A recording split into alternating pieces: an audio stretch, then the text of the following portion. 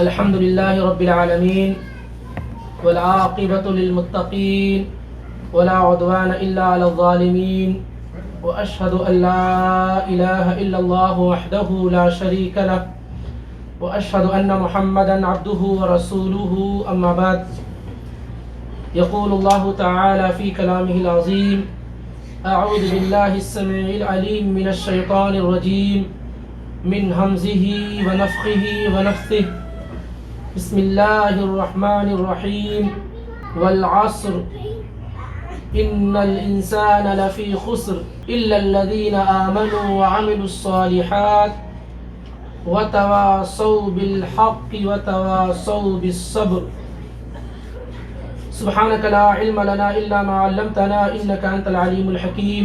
خالص اللہ رب العالمین کی توفیق سے ہم اور آپ یہاں قرآن سیکھنے کے لیے، سمجھنے کے لیے اور انشاءاللہ اس پر عمل کرنے کے لیے حاضر ہو رہے ہیں. اللہ کے نبی صلی اللہ علیہ وآلہ وسلم کی ایک بڑی ہی پیاری حدیث ہے جو صحیح مسلم میں ابو ہریرہ رضی اللہ تعالیٰ عنہ کے ذریعے سے مروی ہے.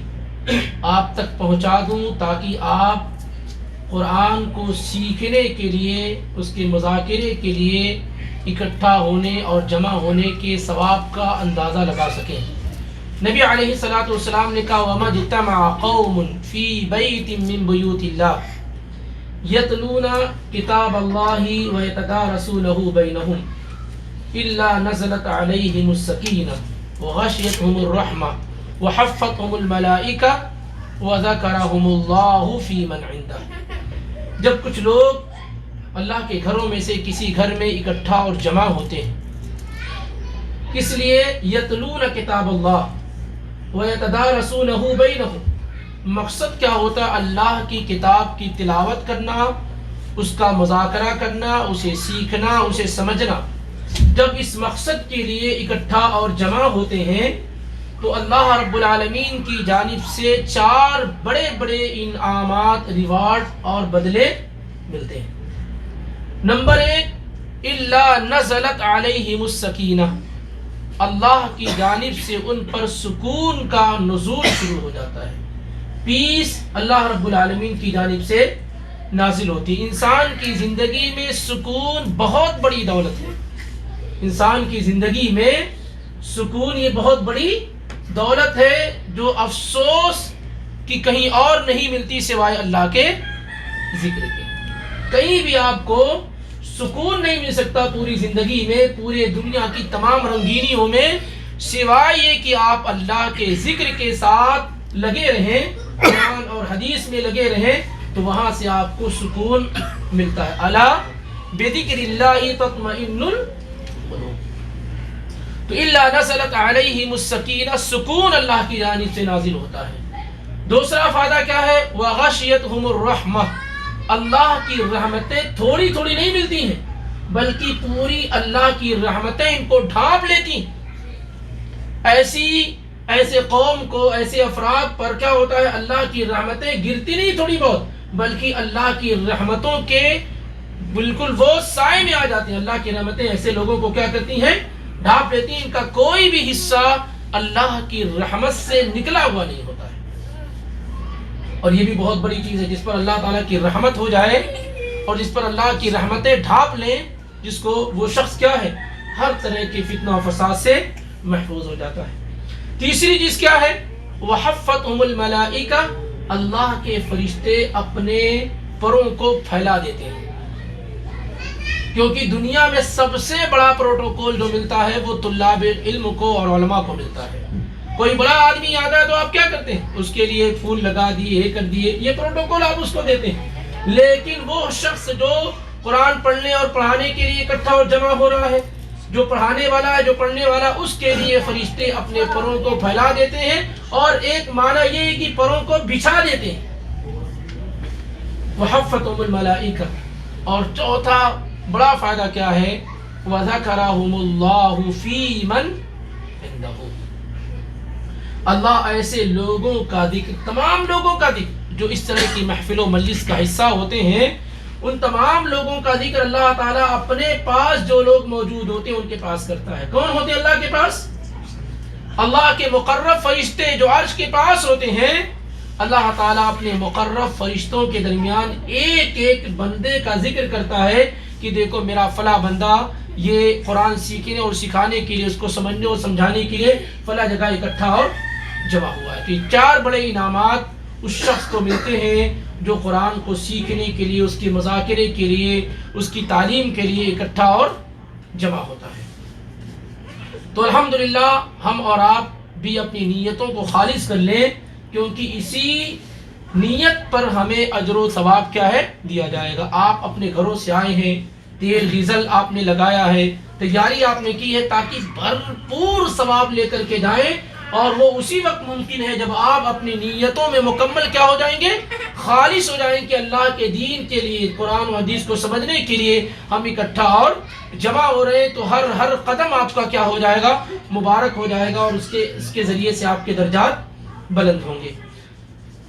جو سورہ الحمدللہ اللہ کی ترتیب سے ہم اور آپ جس سورہ تک پہنچے ہیں، چونکہ ہماری ترتیب کیسے ہو رہی ہے، سورہ ناس سے ہم شروع کیا، سب سے پہلے سورۃ الفاتحہ، اس کے بعد ناس، فلق، اس طریقے سے ہوتے ہوئے پچھلے دنوں میں ہم لوگوں نے سورہ ہمزہ پڑھی تھی، سورہ ہمزہ پڑھی تھی، اور اس کے بعد اب یہ سورۃ العصر ہمارے درمیان موجود ہے. اور قرآن کی یہ بڑی عظیم سورتوں میں سے، بڑی ہی مبارک سورتوں میں سے ہے. آپ اس کی لینتھ کو دیکھ کر کے یہ نہ سمجھے کہ یہ بڑی چھوٹی سورہ ہے، یہ بڑی چھوٹی سورت ہے، اور اس میں 3 ہی آیات کیا ذکر کی گئی، چھوٹی بڑی ملا کر کے. لیکن آپ اس کے معنی کو اگر دیکھتے ہیں، اس کی میننگ کو اگر دیکھتے ہیں، اس کے پیغام کو دیکھتے ہیں، اس کے میسج کو دیکھتے ہیں، تو یہ بڑی عظیم اور مبارک صورتوں میں سے ایک ہے. یہاں تک کہ امام الدنیا امام شافعی رحمہ اللہ فرماتے ہیں، لو ما انزل اللہ حجتا علی خلقہ الا هذه السورة لکفتہم او لوسعتہم. اگر اللہ تعالی مخلوق پر حجت تمام کرنے کے لیے یہ کی سورہ کو یہ نازل کرتا، تو یہ ایک ہی سورہ امت کے لیے، سارے لوگوں کے لیے کیا ہے، کافی ہو جاتی اور ان کے لیے کفایت کر جاتی. اور امام ابن قیم رحمہ اللہ نے مفتاح دار السعادہ میں امام شافعی کیا یہ الفاظ نقل کیا ہے کہ لو تأملوا، اگر لوگ اس سورہ کے اندر غور و فکر شروع کر دیں، ریفلیکشن کریں ایک ہی سورہ میں، تو ایک ہی سورہ ان کے لیے کیا ہے، کافی ہو جائے گی. انشاءاللہ جب ہم اس کا ترجمہ و تفسیر پڑھیں گے تو ہمیں بھی اس کا اندازہ ہو جائے گا کہ یہ سورت ڈائریکٹ ہمارے مقصد پر گفتگو کرتی ہے، اور ہماری کامیابی اور ناکامی سے گفتگو اور بحث کرتی ہے. اسی طریقے سے ایک روایت کے اندر یہ بھی آیا ہوا ہے کہ بعض صحابہ جب آپس میں ملتے تھے تو الگ ہونے سے پہلے ایک دوسرے پر سورۃ العصر کی تلاوت کر کے جدا اور الگ ہوتے تھے. اس روایت پر یہ معاملہ کی بعض محدثین نے اس کو حسن اور قابل قبول مانا ہے. سورہ مکی ہے، یہ سورہ کیا ہے، مکی صورتوں میں سے ایک سورہ ہے، اور بڑی ہی سہل اور آسان سورہ. ایسے تو پورا قرآن کیا ہے، آسان، اس میں کوئی غموض نہیں ہے، سمجھنے والوں کے لیے کوئی پریشانی نہیں ہے. جو آدمی سمجھنا نہ چاہے، ہدایت نہ چاہے، ظاہر اس کو کیا یہ چیزیں نظر آتی ہیں. اگر قرآن کو اللہ نے سمجھنے والوں کے لیے، نصیحت پکڑنے والے لوگوں کے لیے بالکل ایزی اور آسان کر دیا ہے، تو یہ انتہائی آسان صورتوں میں سے ہے. اس میں کسی بھی لفظ کے اندر کوئی پیچیدگی نہیں ہے، کوئی غموض نہیں ہے، کیونکہ یہ مقصد سے گفتگو کرتی ہے، ڈائریکٹ فائدے اور نقصان سے گفتگو کرتی ہے، اور ہر شخص بڑی آسانی کے ساتھ اس سورہ کے معنی کو، اس کے مفہوم کو سمجھ سکتا ہے، اور اس کے ذریعے سے اپنی زندگی کے اندر انقلاب اور بدلاؤ لا سکتا ہے. تو اعوذ باللہ بسم اللہ کے بعد اس کا ترجمہ ہو چکا ہے. اللہ تعالیٰ نے اس سورہ کو کیا کہتے ہیں، سورۃ العصر کہتے ہیں. سورۃ العصر کہتے ہیں کیونکہ اس سورہ کے اندر العصر کا لفظ آیا ہوا ہے. اور عام طور سے سورتوں کے جو نام رکھے جاتے ہیں وہ کبھی وہ لفظ، وہ نام اس سورہ کے اندر آئے ہوئے ہوتے ہیں، کبھی معانی کے اعتبار سے اور کبھی واقعات اور قصے کے اعتبار سے. جیسے سورۃ البقرہ، تو کیونکہ اس سورہ کے اندر بقرہ کا، گائے کا ذکر آیا ہوا، اس وجہ سے اس کو سورۃ البقرہ کہا گیا. اس کے اندر کیا ہے، العصر، لفظ آیا ہوا اس لیے اس کو سورۃ العصر کہا جاتا ہے. کبھی کبھی جو خلاصہ اور نتیجہ ہوتا ہے اس بنیاد پر سورت کا نام رکھا جاتا ہے. جیسے قل هو اللہ احد کو الاخلاص کہا جاتا ہے کیونکہ اخلاص کا مطلب توحید، خالص پیور توحید، کیونکہ اس سورہ کے اندر صرف اللہ تعالیٰ کی ذات کے متعلق گفتگو کی گئی ہے، اس کی توحید کے متعلق گفتگو کی گئی، اس کی پہچان بیان کی گئی ہے. کوئی اور دوسری بات کو چھیڑا تک بھی نہیں گیا ہے. اس سورہ کو کیا کہتے ہیں؟ الاخلاص کہتے ہیں. کیا کہتے ہیں؟ الاخلاص کہتے ہیں. تو یہ سورہ العصر ہے. والعصری، والعصری واو قسمیہ ہے، واو حرف قسم سے. عربی زبان کے اندر کئی حرف ایسے ہوتے ہیں، الفابیٹس ایسے ہوتے ہیں جس کے ذریعے سے قسم کھائی جاتی ہے. تو یہاں پر کیا ہے؟ واو قسمیہ ہے. اور جب واو قسمیہ ہوتا ہے یا کوئی بھی حرف قسم والا ہوتا ہے تو اس کے بعد کا جو ورڈ ہوتا ہے وہ ہمیشہ مجرور ہوتا ہے، جس پر کیا ہوتا ہے؟ زیر ہوتا ہے. جیسے والعصری باللہ، یہ با بھی حرف قسم ہے. تاللہ، تا بھی حرف قسم ہے. یہ مشہور الفاظ ہیں، مشہور حرف ہیں جس کے ذریعے سے عربی زبان میں قسم کھائی جاتی ہے. کہتے ہیں واللہ، اللہ کی قسم، باللہ، اللہ کی قسم، تاللہ لاکیدن اصنامکم، اللہ کی قسم، جو قرآن میں ذکر بھی کی گئی. تو واللہ، باللہ، تاللہ، واو با تا، یہ سب کیا ہے؟ قسم کے حروف ہیں. اس کے ذریعے سے قسم کھائی جاتی ہے. قرآن حکیم میں جگہ جگہ کیا ہے آپ اس کو پائیں گے. والشمس وضحاها. تو اللہ تعالیٰ نے کہا والعصر. العصر کس کو کہتے ہیں؟ العصر کا تین اہم معنی مفسرین نے ذکر کیا. ایک وہ معنی جو ہم سب لوگ سمجھتے ہیں. کون سا معنی ہے وہ؟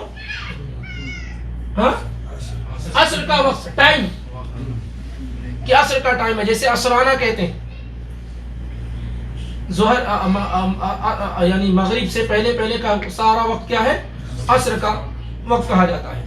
دوسرا معنی بیان کیا گیا ہے صلاۃ العصر، عصر کی نماز، کیونکہ یہ درمیانی نماز ہے، میڈیم اور متوسط نماز ہے اور بڑی اہم نمازوں میں سے ایک ہے.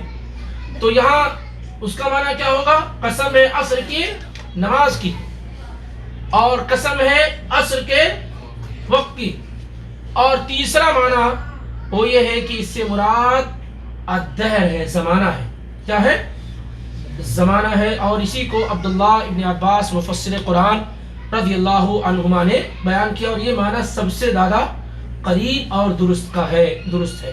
والعصر یعنی قسم ہے زمانے کی، قسم ہے زمانے کی. قسم کون کھا رہا ہے؟ اللہ رب العالمین قسم کھا رہا. اللہ تعالیٰ اگر قسم نہ کھائے تو ہم نہیں یقین کریں گے، تو پھر اللہ تعالیٰ نے قسم کیوں کھائی؟ ہمیں یقین دلانے کے لیے، یا بات جو ذکر کی جا رہی ہے، مسئلہ میٹر جو ذکر کیا جاتا ہے اس کی تفخیم کے لیے، اس کو بڑا بنانے کے لیے. جب کوئی اہم اور امپورٹنس بات ہوتی ہے تو اسے قسم کے ذریعے سے بیان کیا جاتا ہے. اس کی کیا ہے؟ قسم کے ذریعے سے بیان کیا جاتا ہے، اور یہ شریعت میں جائز اور درست ہے. نبی علیہ الصلوۃ والسلام جب کوئی اہم بات بیان کرتے تو اس طریقے سے کہتے کہ والذی نفسی بیدہ، قسم ہے اس ذات کی جس کے قبضے میں، جس کے ہاتھ میں محمد رسول اللہ صلی اللہ علیہ وآلہ وسلم کی جان ہے. والعصر قسم ہے زمانے کی. تو زمانے کی قسم کھانا جائز ہے؟ زمانے کی قسم کس کی کھانا چاہیے؟ اللہ تعالیٰ کی. تو یہاں تو کہا جا رہا ہے قسم ہے زمانے کی، تو یہ درست اور صحیح ہے. مخلوق کے لیے یہ جائز اور درست نہیں ہے کہ وہ خالق کے علاوہ کسی اور کی قسم کھائے. کسی بھی مخلوق کے لیے اللہ کے علاوہ کسی اور چیز کی قسم نہیں کھانا جائز ہے. یا اللہ کی قسم کھائے، یا اللہ کے ناموں کی یا اس کے صفات کی قسم کھائے. لیکن مخلوق کے لیے اللہ کے علاوہ کسی کی قسم کھانا جائز نہیں، اور اللہ اپنی مخلوق میں سے جس کی قسم کھانا چاہے کھا سکتا ہے. جیسے اللہ تعالیٰ نے کن چیزوں کی قسم کھائی ہے؟ والشمس وضحاها واللیل اذا یغشی والضحی والعصر، اور اس طریقے سے فلا وربک لا یؤمنون حتی یحکموک، نبی صلی اللہ علیہ وسلم کی لعمرک انہم لفی سکرتہم یعمہون، نبی صلی اللہ علیہ وسلم کی زندگی کی قسم۔ تو اللہ رب العالمین اپنی مخلوقات میں سے جس چیز کی قسم کھانا چاہے کھا سکتا ہے۔ مخلوق میں سے کوئی اللہ کے علاوہ کسی اور کی قسم نہیں کھا سکتا، اور اللہ کے علاوہ کسی اور کی قسم کھانا یہ شرک اصغر ہے، چھوٹا شرک جائز اور درست نہیں ہے۔ تو والعصر قسم ہے زمانے کی، یعنی اقسم بالعصر، میں زمانے کی قسم کھاتا ہوں، یہ معنی ہوگا میں زمانے، یعنی اللہ تعالیٰ کہتا ہے میں زمانے کی قسم کھاتا ہوں۔ ان الانسان لفی خسر، ان عربی زبان کے اندر کسی مسئلے کے اندر تاکید پیدا کرنے کے لیے آتا ہے۔ ان اللہ علی کل شیء قدیر، بے شک یقیناً شیورٹی کے ساتھ اللہ تعالیٰ کیا ہے، ہر چیز پر قادر ہے۔ تو جملے کے اندر، سنٹینس کے اندر تاکید پیدا کرنے کے لیے انا، انا وغیرہ کے الفاظ کیا ہے آتے ہیں۔ تو ان الانسان، بے شک یقیناً انسان، لام یہ بھی تاکید کے لیے آتا ہے، یہ بھی کیا ہے، تاکید کے لیے آتا ہے، جملے کے اندر وزن پیدا کرنے کے لیے لایا جاتا ہے۔ یقیناً انسان، البتہ فی کے معنی ہوتے ہیں میں، خسرن، خسر کا معنی ہوتا ہے ہمارے پاس بولتے ہیں نا خسارہ، اور یہ کامن ناؤن استعمال کیا گیا ہے، نکرہ استعمال کیا گیا ہے جب کسی چیز کو بڑا بیان کرنا مقصود ہوتا ہے یا ہر طرح کی چیز کو شامل کرنا ہوتا ہے تو کامن ناؤن کا استعمال ہوتا ہے، اس میں نکرہ کا استعمال ہوتا ہے۔ اللہ تعالیٰ کہتا ہے میں زمانے کی قسم کھا کے کہتا ہوں کہ یقیناً انسان البتہ ہر قسم کے خسارے میں، بہت بڑے خسارے میں ہے۔ اللہ نے قسم بھی کھائی اور پھر تاکید کے لیے انا بھی استعمال کیا اور لام بھی استعمال کیا کہ میں قسم کھا کے کہتا ہوں کہ یقیناً انسان بہت بڑے کیا ہے، خسارے میں، ہر قسم کے خسارے میں ہے۔ اور صحیح بات یہ ہے کہ ہر انسان خسارے میں ہے، ہر انسان کیا ہے، خسارے میں، کوئی ایسا نہیں ہے جو اس خسارے سے نکلا ہوا ہو، سارے کے سارے لوگ کیا ہے، خسارے میں ہے۔ ہر آدمی ہلاک میں۔ خسارہ کس کو کہتے ہیں؟ نقصان۔ جب کوئی آدمی اپنا کیپٹل اماؤنٹ اور راس المال جس کو عربی میں کہتے ہیں، جب وہ کہیں لگا دیتا ہے اور اس پر پرافٹ تو دور وہی نہ آ پائے تو کیا کہا جاتا ہے کہ یہ انسان بڑا خسارہ ہو گیا۔ کیا ہو گیا؟ بڑا خسارہ ہو، کیونکہ اس کا اپنا کیپٹل اماؤنٹ راس المال بھی اس کو کیا ہے، واپس نہیں مل رہا، تو یہ بڑا خسارہ ہے۔ یہاں پر اللہ تعالی نے تمام انسانوں کو کہا کہ یہ کیا ہے، خسارے میں۔ انسان کے پاس راس المال کیا ہے، کیپٹل اماؤنٹ یا کچھ بھی، آپ کیا ہے انسان کے پاس، جس کو اللہ تعالیٰ نے کہا کہ انسان خسارے میں، وہ کون سی چیز ہے،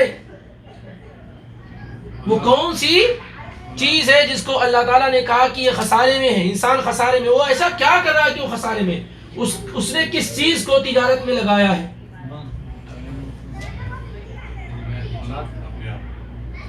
اس کی اپنی ایج اور عمر، یہ اس کا کیپٹل اماؤنٹ ہے، یہ اس کا راس المال ہے۔ انسان کو اللہ نے جو عمر عطا کی ہے، جو وقت دیا ہے، یہی آپ کا کیا ہے، یہی آپ کا راس المال، یہی آپ کا کیپٹل اماؤنٹ ہے۔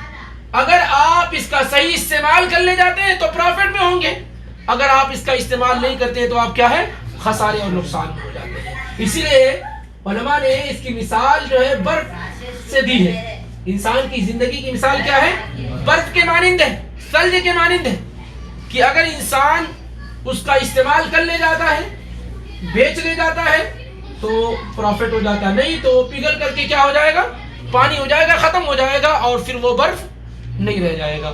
تو انسان کی زندگی کا جو لمحہ ہے، جو ایام اس کو اللہ نے دیے ہیں، جو ایجز اللہ نے اس کو دی ہیں، یہی کیا ہے، اس کا کیپٹل اماؤنٹ ہے، یہ اس کا راس المال ہے۔ اب اسی سے تجارت اس کو کرنی ہوتی ہے۔ اگر یہ وقت کو اللہ کی اطاعت و فرمانبرداری میں استعمال کر لیا تو وہ رابح ہے، وہ تجارت میں کیا ہے؟ فائدہ پہنچانے والا ہے۔ اگر اس نے زندگی کے کسی بھی لمحے کو اللہ کی اطاعت و فرمانبرداری میں استعمال نہیں کیا تو وہ کیا ہے؟ خسارے اور نقصان میں جانے والا ہے۔ تو ایک آدمی کے لیے فائدہ اور نقصان کیا ہے کہ اللہ تعالیٰ نے جو اوقات اسے دیے ہیں اس کا وہ اللہ کی اطاعت میں استعمال کر لے جائے تو فائدہ مند ہے، اور نافرمانی میں استعمال کرے تو کیا ہے؟ نقصان اور خسارے میں سے۔ اولم نعمرکم ما یتذکر فیہ من تذکر وجاءکم النذیر۔ قیامت کے دن جب بندے سے سوال و جواب ہوگا تو اللہ تعالیٰ اس سے کہے گا اللہ تعالیٰ سے کہ اللہ مجھے دنیا کے اندر دوبارہ کوئی یہ وہ، تو اللہ تعالیٰ کہے گا اولم نعمرکم ما یتذکر فیہ من تذکر، کیا ہم نے تمہیں عمر نہیں دی تھی، ایج نہیں دی تھی، ٹائم نہیں دیا تھا جس میں تم نصیحت حاصل کرتے، عبرت حاصل کرتے؟ کیونکہ زندگی کا ایک ایک لمحہ تو بڑی تیزی کے ساتھ کیا ہے؟ گزر رہا ہے۔ 1 کلو کا اگر برف ہے تو آپ کیا کریں گے؟ ہر لمحہ وہ کم ہوتا جائے گا، اس کی ایج کم ہوتی جائے گی۔ 1 کلو کچھ دیر کے بعد کیا ہے؟ ہو سکتا ہے پون کلو ہو جائے، پھر اس کے بعد کم ہو جائے۔ ایسے ہی انسان کو ایک لمیٹڈ ٹائم دیا گیا ہے، ایک ایج دی گئی ہے، ایک وقت دیا گیا ہے، وہ کیا ہے؟ دن بدن کم ہوتا جا رہا ہے۔ اگر وہ اس کا استعمال نہیں کر رہا تو خسارے میں ہے، اور اگر اللہ کی اطاعت و فرمانبرداری میں لگا رہا ہے تو کیا ہے؟ کامیاب ہے۔ جیسے ہماری زندگیاں پچھلی ملاقات میں 1 مہینہ پہلے جو ملاقات ہوئی، اس ملاقات سے آج کی ملاقات میں کیا ہو رہا ہے کہ ہماری زندگی سے 1 مہینہ مائنس ہو گیا۔ نہیں معلوم کہ کس کی کب وفات ہونی ہے، لیکن یہ تو طے ہو گیا کہ پچھلی میٹنگ سے اس میٹنگ میں ہماری زندگی سے 1 ماہ کم ہو گیا ہے۔ اب اس ماہ کو ہم دیکھیں کہ کیا ہم نے اس ماہ کو اللہ کی اطاعت میں فرمانبرداری میں گزارا ہے یا پھر لہو و لعب میں گزارا ہے یا نافرمانی میں گزارا ہے۔ تو ہم خود طے کر سکتے ہیں کہ ہماری جو تجارت ہے وہ کامیاب ہے یا ناکام ہے۔ ہم نے جو ہم نے لگایا ہے اس میں ہم کو نقصان ہونا یا فائدہ ہونا، ہم خود کیا ہے اس کو بڑی آسانی کے ساتھ طے کر سکتے ہیں، کیونکہ زندگی کا ہر لمحہ ہمارا بڑا قیمتی ہے۔ ہم جو تجارت کر رہے ہیں اپنے وقت کے ساتھ تجارت کرتے ہیں۔ انسان کی زندگی میں اس سے زیادہ قیمتی چیز کوئی نہیں ہے۔ آپ کا ہر لمحہ کیا ہے؟ آپ کو جنت سے قریب کر رہا ہے یا جہنم سے قریب کر رہا ہے۔ ایک مرتبہ زبان سے آپ نے کہہ دیا الحمدللہ، یہ سیکنڈ لگا، لیکن پیارے رسول نے کہا تملأ المیزان، خلاص نیکیوں کا جو میزان ہے، ترازو ہے، وہ بھر گیا۔ اس ایک لمحے میں، 1 سیکنڈ میں، 1-2 سیکنڈ میں آپ نے کیا کر دیا؟ اپنے نیکیوں کے ترازو کو کیا کر لیا؟ تملأ المیزان، یہ مسلم کی روایت ہے، بھر گیا اوپر۔ ایک آدمی چند منٹوں کے اندر کیا کرتا ہے کہ اس منٹ کو اگر وہ اللہ اور اس کے رسول کی اطاعت میں گزار دیتا ہے تو اتنا قیمتی ہو جاتا ہے کہ ایک آدمی پوری زندگی اگر محنت کرتا رہے تو اتنا اجر و ثواب وہ نہیں پا سکتا جو یہ بندہ پا جاتا ہے۔ جیسے مثال کے طور پر نبی علیہ الصلوۃ والسلام نے کہا من قال لا الہ الا اللہ وحدہ لا شریک له له الملک وله الحمد وهو على كل شيء قدیر فی یوم 100 مرہ، ایک دن میں 100 مرتبہ۔ کیا کہا؟ لا الہ الا اللہ وحدہ لا شریک له له الملک وله الحمد وهو على كل شيء قدیر۔ ایک مرتبہ پڑھنے سے ایمانداری سے بتائیے کتنا وقت لگے گا؟ 100 مرتبہ پڑھنے میں کئی گھنٹے لگیں گے؟ ہاں 5 منٹ بہت کم ہو جائے گا۔ ایک میکسیمم ٹائم ہم دے دیں، کتنا لگے گا؟ 15 منٹ ہم مان کے سکتے، 15 منٹ اگر ہم اس کو دے دیتے ہیں تو آپ کو معلوم ہے یہ 15 منٹ آپ کا کتنی بہترین تجارت آپ نے کر لی۔ فی یوم 100 مرہ، 100 مرتبہ آپ نے اس کو پڑھ لیا تو کیا ہوا؟ آپ کو آپ کے 100 گناہ مٹا دیے گئے۔ 100 گناہ جو آپ کی زندگی میں ہوا، اس کو پڑھنے کی وجہ سے کیا ہوا؟ 100 گناہ مٹا دیے گئے، 100 نیکیاں بڑھا دی گئی۔ 100 نیکیاں کیا ہے؟ بڑھا دی گئی۔ دوسرا فائدہ، تیسرا فائدہ کیا ہے کہ آپ کو 10 غلام آزاد کرانے کا اجر و ثواب مل گیا۔ ایک آدمی اگر جیل میں بند ہے، ناحق مظلوم، اس کو اگر آپ چھڑا لے جاتے اور اپنے بیوی بچوں میں پہنچ جاتا ہے تو اس کے اجر و ثواب کا آپ اندازہ نہیں لگا سکتے۔ تو اللہ کے نبی علیہ الصلوۃ والسلام نے کہا 10 غلاموں کو آزاد کرانے کا ثواب۔ اور آپ صبح میں اگر پڑھ لیتے ہیں تو پورا دن شیطان کی پکڑ سے آپ کیا ہے؟ محفوظ ہو جاتے ہیں۔ صبح میں پڑھ لیا تو یہاں تک کہ شام ہو جائے، شام میں پڑھا تو صبح تک آپ کیا ہے؟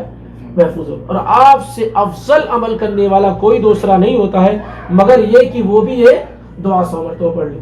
تو آپ دیکھیں آپ 15 منٹ میں کیسے بہترین تجارت کر لیتے ہیں۔ یہ بھی ایک ہنر ہونا چاہیے. آپ جانتے ہیں کہ ایک آدمی دنیا میں جب تجارت کرتا ہے تو کچھ لوگ اتنے پیسے سے بہت پیسے کما لیتے ہیں, کچھ اتنے پیسوں سے تھوڑے پیسے کما پاتے ہیں. یہ آدمی کے ٹیلنٹ کے اوپر کیا ہے, ڈیپینڈ ہوتا ہے کہ وہ آدمی کس سے کیسے کیا کر رہا ہے. جیسے مثال کے طور پر اس زمانے میں ایک بہترین تجارت یہ ہے کہ آپ زمین کر لیں خرید لیں, کیونکہ زمین کی قیمت بہت تیزی سے بڑھ رہی ہے. ایک تجارت کرنے والا آدمی یہ ہے. دوسرا آدمی کیا کرتا ہے, جو اماؤنٹ پیسے ہیں اس سے تجارت کے لیے وہ سونا خرید کے رکھ لیتا ہے, کیونکہ سونے کا ریٹ بھی کیا ہے, بڑھ رہا. تیسرا کاڑی وہ ہے جو چاندی خرید کے رکھ لیتا ہے, یہ سوچ کر کے کہ ہو سکتا ہے کبھی چاندی کا ریٹ بہت تیز ہو جائے. تو اب آپ اندازہ لگائیں گے کہ ان تینوں تجارت کرنے والے ہیں, لیکن فائدے کے اعتبار سے اگر دیکھا جا رہا ہے تو کون آدمی زیادہ فائدے میں جا رہا ہے, جو سکون والا ہے, یا بہترین جگہ پہ خریدا ہے, لوکیشن اچھا اس کا ہے, تو زیادہ کامیاب ہونے والا ہے. تو کم وقت میں کم پیسوں میں یہ آدمی زیادہ کما لے رہا ہے, دوسرا اس سے کم, تیسرا کچھ بھی نہیں. اس طریقے سے ہمارا جو وقت ہے اس میں ایک آدمی بہت بہترین تجارت کر لے جا رہا ہے نیکیوں کے اعتبار سے, کوئی اس سے کم, کسی کو معلوم نہیں ہے تو وقت کا یوں ہی ضیاع کر رہا ہے. کوئی بیٹھ کر کے سوشل میڈیا پہ, یوٹیوب پہ, فیس بک پر, انسٹاگرام پر اور دوسرے نیٹ ورک پر کیا ہے, اپنا وقت ضائع کر رہا ہے. جن اوقات میں وہ اللہ تعالیٰ کی جنت سے بڑی آسانی کے ساتھ قریب ہو سکتا ہے, جہنم سے بچ سکتا ہے, ان اوقات کو کیا ہے وہ اپنے خسارے کے لیے استعمال کر رہا ہے, غلط استعمال کر رہا ہے, مس یوز کر رہا ہے. تو اس طریقے سے آدمی کیا ہے, خسارے میں بڑی آسانی کے ساتھ پہنچ جاتا ہے. تو اللہ رب العالمین نے, اللہ تعالیٰ نے یہاں پر قسم کھائی ہے, کس چیز کی, زمانے کی قسم کھا کے اللہ تعالیٰ کہتا ہے کہ یقینی طور پر سارے کے سارے لوگ بڑے نقصان میں ہیں, ہر قسم کے کیا ہے, نقصان میں موجود ہیں. کوئی ایسا نہیں جو اس نقصان سے کیا ہے بچا ہوا ہو. سارے کے سارے لوگ کیا ہے, نقصان میں پڑے ہوئے ہیں, اور اس سے بچنا بھی آسان نہیں ہے. اس نقصان سے بچنا بھی کیا ہے, آسان نہیں ہے, کیونکہ نقصان کا مطلب ہوتا ہے راس المال کو ضائع کر دینا, کیپٹل اماؤنٹ کو ضائع اور برباد کر دینا. اور انسان کا کیپٹل اماؤنٹ, راس المال کیا بتایا گیا ابھی, اس کی ایج, اس کا ٹائم, اس کا وقت, یہی اس کا راس المال ہے. تو اب آپ اندازہ لگائیں کہ ایک ایک لمحے کو اللہ تعالیٰ کی اطاعت و فرما برداری میں لگا دینا یہ آسان کام ہے. ہاں, تو گویا کہ اس نقصان اور خسارے سے بچ پانا بہت مشکل کام ہے, آسان نہیں ہے. کیونکہ جو راس المال ہم لگا رہے ہیں, جو ہم چیز اس میں لگا رہے ہیں تجارت میں, وہ ہماری ایجز ہیں, ہماری عمریں, ہمارے اوقات ہیں, اور انسان کے ذہن و دماغ میں اس بات کی قدر بہت کم ہے. آپ کو معلوم ہے کہ اکثر جو ہم لوگ بیٹھے ہوئے ہیں یا بیٹھے ہوئے رہتے ہیں, یہ ہم لوگ, ان میں وقت کی قیمت کیا ہوتی ہے, بڑی کم ہوتی ہے. بڑے کم لوگ آپ پائیں گے جو وقت کی قدر کرتے ہوئے نظر آئیں گے, جو وقت کی کیا ہے, قدر کرتے ہوئے نظر آئیں گے. بیٹھے ہیں تو کئی کئی گھنٹے بات کر کے, نکڑ پر یہاں وہاں بیٹھ کر چائے خانوں میں کئی کئی گھنٹے گزار دیتے ہیں, کھانا کھانے کے لیے کئی کئی گھنٹے لگا دیے, اور اسی طریقے سے خالی بیٹھے ہوئے تو موبائل کے ساتھ کئی کئی گھنٹے وہ لگا. تو اس سے اس بات کا اندازہ ہوتا ہے کہ ہمارے لوگوں میں, ہماری کمیونٹی میں اس بات کا شعور اور سینس بہت کم ہے کہ وقت بڑی ہی قیمتی چیز ہے. اسی سے ہمیں آخرت کی تجارت کرنی ہے. اگر ہم اس کا استعمال نہیں کریں گے تو پھر کیا ہے, ہم غلط استعمال ہو جائیں گے, اور پھر اللہ رب العالمین کیا بڑا خسارہ ہمیں اور آپ کو کیا ہے مل جائے گا. اب یہاں پر اللہ تعالیٰ نے یہ بیان کرنے کے بعد کہا کہ سارے کے سارے لوگ خسارے میں ہیں. پھر اللہ تعالیٰ نے کیا کہا, خسارے سے بچنے والے لوگوں کا استثناء بیان کیا, ایکسیپشنز بیان کیے کہ اکثر سارے لوگ تو خسارے میں ہیں, لیکن جو لوگ اس خسارے سے بچنے والے ہیں وہ یہ لوگ ہیں. وہ کیا ہے, یہ لوگ ہیں. کون لوگ ہیں وہ, الا الذین آمنوا وعملوا الصالحات وتواصوا بالحق وتواصوا بالصبر. چار چیزیں اللہ رب العالمین نے کیا ہے یہاں پر بیان کی ہیں. نمبر ایک, وہ لوگ خسارے سے بچے ہوئے ہیں یا بچ جائیں گے, الا الذین آمنوا, وہ لوگ جو ایمان لائے. کس چیز پر ایمان لائے, ما وجب, آمنوا بكل ما وجب علیہم الایمان بہ, ان چیزوں پر ایمان لائے جس پر ایمان لانا واجب اور ضروری ہے. کیا اللہ پر ایمان لانا کافی ہے؟ کیا صرف اللہ پر ایمان لانا کافی ہے؟ یا اللہ پر اگر آدمی صحیح طریقے سے ایمان لائے تو کافی ہے. یعنی اب جن چیز اللہ پر وہ ایمان لے آیا، اللہ تعالیٰ جن جن چیزوں پر ایمان لانے کا حکم دے رہا اس پر بھی وہ ایمان لائے تو یہ کیا ہے؟ وہ کافی. وگرنہ کیا ہے؟ الا الذین آمنوا بكل ما وجب علیہم الایمان بہ، یعنی وہ شخص اس نقصان سے بچا ہوا جو ایمان لائے اس چیز پر جن جن چیزوں پر ایمان لانا واجب اور ضروری ہے. جیسے اللہ کے نبی علیہ الصلوۃ والسلام نے بیان کیا، ان تؤمن باللہ وملائکتہ وکتبہ ورسلہ وتؤمن بالقدر خیرہ وشرہ، کہ تم ایمان لاؤ اللہ پر، فرشتوں پر، اس کی کتابوں پر، اس کے رسولوں پر، آخرت کے دن پر، اچھی اور بری تقدیر پر. اور ایسے اللہ تعالیٰ نے کہا لیس البر ان تولوا وجوہکم قبل المشرق والمغرب ولكن البر من آمن باللہ والیوم الآخر والملائکۃ والکتاب والنبیین.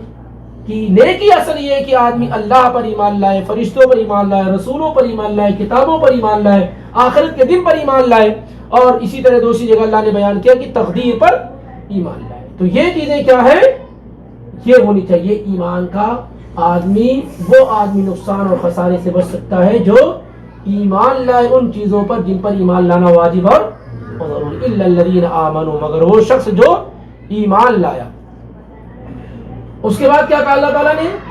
وَعَمِلُوا الصَّالِحَاتِ، وَعَمِلُوا الصَّالِحَاتِ، اور نیک اعمال کیا. اس نے کیا کیا؟ نیک اعمال کیا. یہ صرف ایمان لا لینا یہ کافی نہیں. میں اللہ پر ایمان لاتا ہوں، رسول پہ ایمان لاتا ہوں، فرشتوں پر ایمان لاتا ہوں، اچھی بری تقدیر پر ایمان لاتا ہوں، قیامت کے دن پر ایمان لاتا ہوں، لیکن نماز، روزہ، صلہ رحمی سب نہیں. وعامل الصالحات، صرف ایمان لانا یہ کافی نہیں. من عمل صالحا منکم من ذکر او انثى، ایسی ہے نا، وهو مؤمن فلنحيينه حیاتا طیبہ. جو شخص نیک عمل کرے چاہے وہ مرد ہو یا عورت ہو، اس حال میں کہ وہ مومن ہو، ایمان کے ساتھ اگر وہ نیک عمل کرے تو ہم اس کو مبارک زندگی دیں گے، پاکیزہ زندگی، صاف اور ستھری زندگی کیا ہے اسے عطا کریں گے. تو عاملوا الصالحات، اور نیک اعمال کیے. اور کیا ہے؟ نیک اعمال کیے. اب نیک اعمال کیوں کہتے ہیں؟ صالحہ کیا اللہ تعالیٰ نے کہا؟ یہ نہیں کہا کہ وَعَمِلُوا إِلَّا الَّذِينَ آمَنُوا وَعَمِلُوا، جو لوگ ایمان لائے اور عمل کی، کیونکہ عمل کر لینا یہ کافی نہیں ہے. کتنے لوگ اعمال کرنے والے ہوں گے قیامت کے دن، لیکن ان کے اعمال ان کے منہ پر مار دیے جائیں گے. ان کا عمل اللہ تعالیٰ کے یہاں قبول نہیں کیا جائے. اللہ تعالیٰ ان کے عمل کی طرف دیکھے گا ہی نہیں. کیوں؟ کیونکہ ان کا وہ عمل صالح عمل نہیں ہوگا. وَعَمِلُوا الصَّالِحَاتِ، اور نیک عمل کیے. اور کوئی عمل نیک کب ہوتا ہے؟ وَعَمِلُوا الْأَعْمَالَ الصَّالِحَةَ الظَّاهِرَةَ وَالْبَاطِنَةَ بِإِخْلَاصٍ لِلَّهِ عَزَّ وَجَلَّ وَمُتَابَعَةٍ لِرَسُولِهِ صلی اللہ علیہ وسلم. نیک اعمال یہ ہوتا ہے کہ آدمی ظاہری اور باطنی ہر اعتبار سے وہ عمل خالص اللہ کی رضا کے لیے کرے. کس کے لیے کرے؟ خالص اللہ کے لیے کرے. وَمَا أُمِرُوا إِلَّا لِيَعْبُدُوا اللَّهَ مُخْلِصِينَ لَهُ الدِّينَ حُنَفَاءَ. یہی اسی بات کا حکم دیا، خالص اللہ کی عبادت کرنا. کیونکہ جب آپ کوئی عمل کرتے ہیں اس عمل میں اللہ رب العالمین کی رضا کے ساتھ کسی اور کی خوشنودی آپ نے شامل کر لی تو خلاص اللہ تعالیٰ کو آپ کے اس عمل کی ضرورت نہیں، خلاص وہ قبول نہیں ہوتا. اللہ کے نبی علیہ الصلوۃ والسلام فرماتے ہیں کہ اللہ تعالیٰ کہتا ہے، صحیح مسلم میں روایت ہے، انا اغنى الشرکاء، یعنی شرک، میں شرک کرنے والے لوگوں سے بیزار ہوں. جو میرے ساتھ اوروں کی خوشنودی چاہتے ہیں میں اس سے بیزار ہوں. من عمل عملا اشرک معی فیہ غیری ترکتہ وشرکہ، جس نے بھی کوئی ایسا عمل کیا جس عمل میں اس نے میری رضا کے ساتھ اور لوگوں کو شامل کر لیا تو میں اس کو بھی چھوڑ دیتا ہوں، اس کے عمل کو بھی چھوڑ دیتا ہوں، اس کے شریک کو بھی چھوڑ دیتا ہوں. خلاص مجھے ایسے لوگوں کے اعمال کی ضرورت قطعاً نہیں ہے. جیسے ایک آدمی نبی صلی اللہ علیہ وسلم ریا جس کو کہتے ہیں، کیا ہے یہ؟ ریا ہے، دکھاوا، نمود، شہرت، دنیا طلبی، لوگوں کو خوش کرنا. ایسے کوئی بھی اعمال اللہ رب العالمین تک پہنچ نہیں پاتے، کیونکہ اللہ رب العالمین تک وہ اعمال پہنچائے جاتے ہیں جو بالکل صالح ہوتے ہیں. صرف عمل نہیں پہنچایا جاتا ہے کہ آپ کچھ بھی کر لو اللہ تک پہنچ جائے گا. قرآن میں اللہ تعالیٰ نے کہا الیہ یصعد الکلم الطیب والعمل الصالح یرفعہ. نیک عمل یہ اللہ تک اٹھایا جاتا ہے، پہنچایا جاتا ہے. اگر عمل نیک نہ ہو تو اللہ رب العالمین تک نہیں پہنچتا. اور عمل نیک کب ہوتا ہے؟ جب وہ عمل خالص اللہ رب العالمین کے لیے کیا جائے اور رسول اللہ صلی اللہ علیہ وسلم کے طریقے کے مطابق کیا جائے تو وہ عمل صالح ہوتا ہے. ہر عمل اللہ تک نہیں پہنچتا ہے. یہ باتیں بار بار بھی لوگوں کے کانوں تک پہنچانے کی ضرورت ہے. یہ مت سمجھو کہ ہم نے یہ عمل کر لیا تو پہنچ گیا. فکر کرو کہ عمل واقعی اللہ تک پہنچا یا نہیں پہنچا. ریکوائرمنٹس ہیں کہ نہیں، کنڈیشنز جو اللہ نے بیان کی ہیں عمل اس تک پہنچنے کی، وہ کنڈیشن کے مطابق آپ کا عمل ہے، آپ کی عبادت ہے کہ نہیں ہے. تو کوئی بھی عمل کس کے لیے ہو؟ صرف اللہ کے لیے، ریا و نمود نہ ہو، دکھاوا نہ. اللہ کے نبی صلی اللہ علیہ وسلم نے اس کی مثال بیان کی کیونکہ یہ فتنوں میں بڑا فتنہ ہے. یہ دل کا معاملہ ہے. کس کا معاملہ ہے؟ اخلاص اور ریا کا تعلق کس سے ہے؟ ایک آدمی نماز پڑھ رہا تھا، جب اس نے نماز شروع کی تو کوئی خیال اس کے دل میں نہیں تھا، لیکن اب کمرے میں نماز پڑھ رہا تھا، کسی کی آنے کی آہٹ معلوم ہوئی تو اب اس نے کیا ہے نماز لمبی کر دی، قرات اچھی کر دی، قیام اچھا کر لیا، رکوع اچھا کر لیا وغیرہ وغیرہ. نبی صلی اللہ علیہ وسلم نے کہا ان الرجل لیزین صلاته لیرى نظر رجل. ایک آدمی کیا کرتا ہے اپنی نماز کو مزین اور خوشنما کر دیتا ہے لوگوں کی نظر میں آنے کے لیے، دکھانے کے لیے. میں نماز پڑھ رہا ہوں، ابھی اچھے سے نماز نہیں پڑھتا ہوں، لیکن کوئی آدمی آ گیا تو میں نے اچھے سے نماز پڑھنا تاکہ معلوم ہو یہاں شیخ صاحب کیا نماز پڑھ رہے ہیں، فلاں کیا نماز پڑھ رہے ہیں. اب یہ کیا ہو گیا؟ یہ آپ کا یہ ریا اور دکھاوا آیا، لوگوں کا خیال آیا، یہ آپ کا عمل کیا ہو گیا؟ ضائع ہو گیا. اور اس زمانے کے فتنوں میں بڑا فتنہ یہ ہے. اگر کوئی آدمی اپنے اعمال کو ریا سے بچا لے جائے تو اللہ تعالیٰ کا بہت بڑا فضل ہے اس پر، کیونکہ یہ شو آف کا زمانہ ہے، یہ دکھانے کا زمانہ ہے، یہ ویڈیوگرافی اور فوٹو شاپ کا زمانہ ہے، یہ کیمروں میں کیچ کرنے کا زمانہ ہے. اب تو یہ فتنے عوام سے ہوتے ہوتے بڑے بڑے لوگوں تک پہنچ گئے. اللہ حفاظت فرمائے. اس سے کوشش کیا، ایک آدمی طواف کر رہا ہے کہ اس کی ویڈیو بنا رہا ہے، ایک آدمی صحیح کر رہا ہے، حج کر رہا ہے، عرفہ کے میدان، سب کچھ لوگوں کو دکھا رہا ہے کہ اللہ تعالیٰ کے پاس اس کا پہنچے گا. اور آپ یقین کریں کہ وہ چیزیں جو انتہائی پرائیویٹ ہوتی ہیں وہ بھی کیا آدمی اس کو بھی ویڈیو کے حوالے کرے. ایک آدمی رو رہا ہے، دعا کر رہا ہے، اور اس کو بھی کیا ہے ماشاءاللہ اس کو بھی اس کی بھی ویڈیو بن گئی ہے. کچھ لوگوں کا معاملہ تو یہ ہے کہ اللہ تعالیٰ حفاظت فرمائے کہ وہ تو کیمرہ مین کو ہر جگہ ساتھ میں لے کے جاتے ہیں. اس طرح کے فتنوں سے اپنے آپ کو بچانے کی کوشش کیجیے، اپنی عبادتوں کو سیکیور کیجیے، محفوظ کیجیے، تاکہ اللہ رب العالمین کیا ہے قبول کر لی جائے، اللہ تعالیٰ تک پہنچ جائے. بہت بڑا فتنہ اس زمانے کا یہ، اس سے اپنے آپ کو بچانے کی کوشش کی جائے. ایک ایسی چیزیں جو صرف بندے اور اللہ کے درمیان ہوتی ہیں، ان چیزوں کو بھی لوگوں نے بالکل مارکیٹ اور بازار میں لیا ہے. جیسے رونا، آپ بازار اور مارکیٹ میں روئیں گے؟ اللہ کے نبی صلی اللہ علیہ وسلم نے کیا ذکر کیا؟ وَرَجُلٌ ذَكَرَ اللَّهَ خَالِيًا فَفَاضَتْ عَيْنَاهُ. اللہ تعالیٰ ایسے شخص کو اپنے عرش کے سائے میں جگہ دے گا جو تنہائی میں اللہ کو یاد کر کے رویا اور اس کی آنکھیں بھر آئیں. یہ پرائیویٹ چیز ہے جو انسان اور بندے کے، جو اللہ اور بندے کے درمیان ہوتی ہے. اس کو بھی کیا ہے لوگوں نے مارکیٹ کی زینت بنا رکھا ہے. یہاں والا آدمی کو دیکھو وہ اللہ رب العالمین کی یاد میں رو رہا ہے، چیخے مار مار کے لوگ رو رہے ہیں. یہ فتنے کا زمانہ ہے. اخلاص کی حفاظت کیجیے. آپ کا ہر عمل اسی وقت اللہ تک پہنچے گا جو عمل خالص اللہ تعالیٰ کے لیے کیا گیا ہوگا. اگر ذرہ برابر ملاوٹ ہوگی، آپ نے زمین والوں کو دکھانے کے لیے کیا ہوگا، تو عمل زمین ہی تک رہ جائے گا، وہ آسمان کی بلندی تک نہیں پہنچ پائے گا. یہ پہلی اور بنیادی چیز ہے کہ کسی عمل کو صالح عمل، بہترین عمل کہ اللہ تک پہنچنے والا بنانا ہو تو کیا کرنا ہوگا آپ کو؟ خالص اللہ کے لیے کرنا. ما کان خالصا للہ، نبی صلی اللہ علیہ وسلم نے کہا جو خالص اللہ رب العالمین کے لیے کیا گیا ہو، یبتغى به وجہ اللہ، اور اس سے صرف اللہ کا چہرہ چاہا گیا ہو، اللہ رب العالمین کی رضا چاہی گئی ہو، صرف اسی عمل کو اللہ تعالیٰ کیا ہے قبول فرماتا ہے. باقی اگر ذرہ برابر بھی ملاوٹ آ گئی تو عمل اللہ رب العالمین تک کیا ہے نہیں پہنچتا ہے. دوسری چیز کیا ہے, اس عمل کو عمل صالح بنانے کے لیے کیا کرنا ہوگا؟ ہاں دوسری چیز کیا ہے اس عمل کو؟ اب اگر اللہ تعالیٰ کہتا ہے کہ نماز پڑھو, اللہ کہتا ہے روزہ رکھو, اللہ کہتا ہے زکوٰۃ دو, اللہ تعالیٰ کہتا ہے حج کرو, اللہ تعالیٰ کہتا ہے صلہ رحمی کرو, تو ظاہر ہے کہ طریقہ کیا ہوگا؟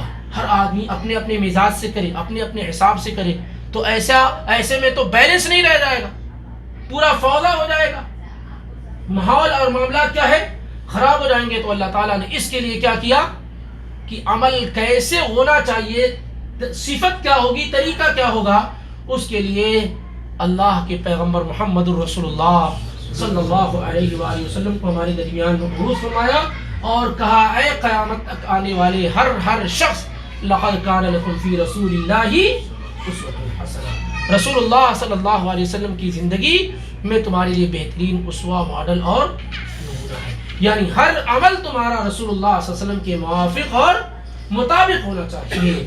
آپ نماز اگر پڑھ رہے ہو تو وہ نماز ہونی چاہیے جو رسول کے طریقے کے مطابق ہو. آپ اگر حج کر رہے ہیں تو آپ کا حج رسول کے طریقے کے مطابق ہونا چاہیے. نبی علیہ الصلوۃ والسلام نے اس کو بارہا بیان بھی کیا کہ صلو کما رأیتمونی اصلی, نماز ویسے ہی پڑھو جیسے تم لوگوں نے مجھ کو نماز پڑھتے ہوئے دیکھا ہے. آپ حج کر رہے تھے, ایک ہی مرتبہ آپ نے حج کیا, کہا خذوا عنی مناسککم, تم لوگ مجھ سے حج کا طریقہ سیکھ لو, فإنی لا ادری لا القاکم بعد عامی ھذا, ہو سکتا ہے کہ اس سال کے بعد میری تم سے ملاقات نہ ہو سکے. ایک مرتبہ آپ نے حج کیا ہے اور سبحان اللہ, اللہ کی رحمتیں نازل ہو صحابہ کرام پر کہ ایک مرتبہ نبی علیہ الصلوۃ والسلام کو حج کرتے ہوئے اس طریقے سے دیکھا, اتنے توجہ کے ساتھ دیکھا کہ ہر عمل, یہاں تک کہ آپ نے اگر کنکری بھی اٹھائی ہے تو کتنی بڑی تھی اسے بھی صحابہ نے بیان کیا, مارا آپ نے کیسے ہے اسے بھی صحابہ نے بیان کر دیا. کوئی عمل ایسا نہیں جو اللہ کے پیغمبر نے کیا اور صحابہ نے اسے چھوڑ دیا. ایک مرتبہ آپ نے زندگی میں عمل کیا, ایک مرتبہ حج کیا آپ نے اور صحابہ نے ایک مرتبہ آپ کو دیکھا, لیکن اتنی توجہ, اور آپ نے کہا کہ مجھ سے حج کا طریقہ سیکھ لو, ہو سکتا ہے اس سال کے بعد میری ملاقات تم سے نہ ہو سکے. اور کئی اور چیزیں آپ نے اپنائی کہ اکثر حج کے ارکان جو آپ نے ادا کیے وہ کس پہ ادا کیے, کس پہ ادا کیے آپ نے؟ اپنی اونٹنی پہ سوار تھے تاکہ لوگوں کی نگاہ آپ تک آسانی کے ساتھ پہنچ سکے اور آپ کو وہ عبادت کرتا ہوا, حج کرتا ہوا دیکھ لیں, اور تاکہ اسی طریقے سے وہ عبادت کیا ہے انجام دے. تو عمل رسول اللہ صلی اللہ علیہ وسلم کے طریقے کے مطابق ہونا چاہیے. بہت سارے لوگوں کو, بعض بھائیوں کو ہماری یہ غلط فہمی ہوتی ہے, دیکھو اللہ تعالیٰ کسی کی عبادت کو ضائع نہیں کرتا ہے, کسی کی عبادت کو برباد نہیں کرتا, اللہ غفور رحیم ہے. میرے بھائی یہ ایک شک ہے, ایک پہلو ہے, یہ ایک شک ایک پہلو ہے. اگر آپ کی عبادت کنڈیشن کے مطابق, شرائط کے مطابق ہوں گی تو اللہ تعالیٰ ضائع نہیں کرے گا. اگر کنڈیشن کے مطابق ہی نہ ہو, شرائط کے مطابق ہی نہ ہو, تو وہ عبادت اللہ تعالیٰ کیا قبول ہی نہیں ہے. نبی علیہ الصلوۃ والسلام نے واضح انداز میں کہا من عمل عملا لیس علیہ امرنا فہو رد, جس نے کوئی ایسا عمل کیا جو ہمارے حکم کے مطابق, ہمارے طریقے کے مطابق نہیں ہے تو کیا ہے, فہو رد, تو وہ مردود ہے, ریجیکٹڈ ہے, ناقابل قبول ہے. یہ صحیح مسلم میں روایت موجود ہے. اگر کسی آدمی کی نماز اللہ کے نبی کی نماز کی طرح نہ ہو, کسی آدمی کا روزہ نبی کے روزے کی طرح نہ ہو, کسی آدمی کا حج اللہ کے رسول کے حج کی طرح نہ ہو, کسی آدمی کی دوسری عبادات اگر رسول اللہ صلی اللہ علیہ وسلم کے طریقے کے مطابق نہ ہو, تو پھر رسول کو بھیجنے کا مقصد کیا ہوا؟ اگر آپ کو اپنے منمانی ہی عبادت کرنی ہو تو رسول کو ماڈل اور اسوہ بنانے کا فائدہ کیا ہے؟ اسے دین, اس پر دین نازل کر کے اس کو ایکسپلین کرنے کا فائدہ کیا ہے؟ اگر آپ کی اپنی نماز الگ ہوگی, فلاں کی نماز الگ ہوگی, فلاں کا روزہ الگ ہوگا, فلاں کے روزے الگ ہوں گے, فلاں کی عبادت الگ ہوگی, فلاں کی عبادت الگ ہوگی, تو پھر ایسے میں رسول کے رسول ہونے کا, آئیڈیل اور اسوہ اور نمونہ ہونے کا کیا فائدہ ہو سکتا ہے؟ رسول کو اللہ نے بھیجا اسی لیے کہ ساری کائنات عمل میں رسول اللہ صلی اللہ علیہ وسلم کو فالو کرے, آپ کے طریقے کو اپنائے, عمل اللہ کے لیے ہو, طریقہ رسول اللہ صلی اللہ علیہ وسلم کا ہو, تب جا کر کے وہ عمل صالح ہوتا ہے. وگرنہ قرآن میں اللہ تعالیٰ نے کہا, سورہ کہف آپ لوگوں نے پڑھی ہوگی, قل هل ننبئکم بالاخسرین اعمالا, اے اللہ کے پیغمبر کیا ہم آپ کو ایسے لوگوں کے بارے میں نہ بتائیں جو عمل کے اعتبار سے سب سے زیادہ خسارے میں، عمل کے اعتبار سے سب سے زیادہ خسارے میں، نقصان میں، الذین ضل سعیہم فی الحیات الدنیا، جن کی دنیاوی محنتوں نے ان کو گمراہ کر دیا، جن کی دنیاوی محنتوں نے، یعنی دنیا میں خوب عبادت کرتے رہے، خوب محنت کرتے رہے، لیکن اسی محنت کی وجہ سے وہ کیا ہو گئے؟ گمراہ ہو گئے۔ وہم یحسبون انہم یحسنون صنعا، اور وہ کیا سمجھتے رہے کہ بہت بہترین کام کر رہے ہیں، بہت نیکی اور بھلائی والا کام کر رہے ہیں، اسی کام کی وجہ سے وہ کیا ہو گئے؟ قیامت کے دن نقصان اور خسارے میں ہو گئے۔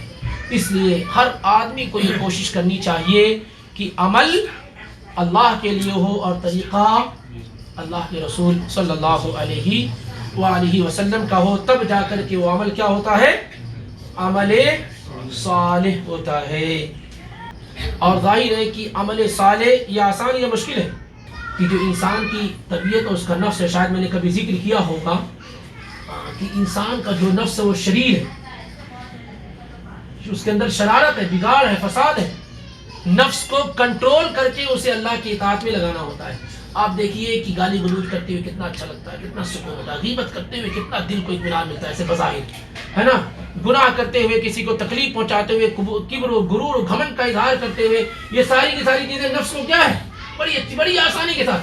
وہیں اگر نماز کے لیے اٹھنا ہوتا تو آپ دیکھیے کتنا مشکل ہوتا ہے، وضو بنانا کتنا مشکل ہوتا ہے، لوگوں کے ساتھ رشتہ داری نبھانا کتنا مشکل ہوتا ہے، اللہ کے راہ میں مال کو خرچ کرنا کیا ہے؟ مال نہیں کا ایسا لگتا ہے کلیجہ آدمی نکال کے دے رہا ہو، ایسا محسوس ہوتا ہے۔ لیکن آپ دیکھیں گے برائیاں کرنا کیا ہے؟ بہت آسان اس کو محسوس ہوتا ہے۔ کیوں؟